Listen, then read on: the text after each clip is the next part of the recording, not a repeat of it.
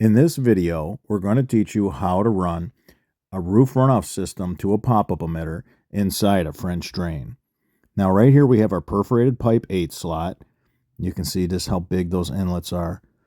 This is a really strong pipe. When you're working with an extra heavy-duty pipe, it's good to work as a team to get that pipe through all the obstacles. Always put an end plug at the end of your pipe.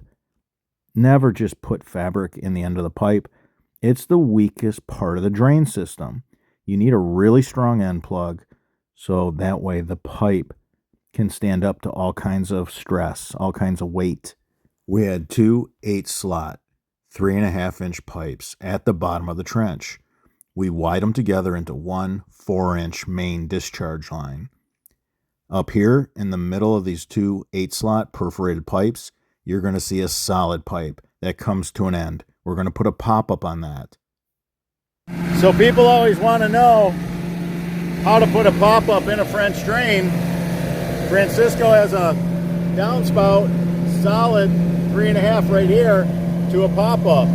He's got perforated pipe there, perforated pipe here, solid pipe for the pop-up.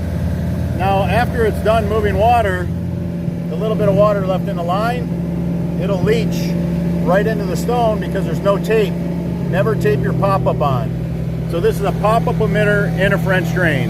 This is how you do a pop-up emitter inside a French drain, correct?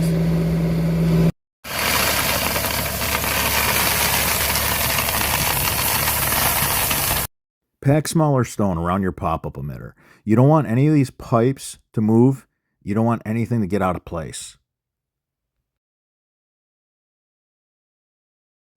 We got a downspout right here. We got a downspout line with a pop-up right here.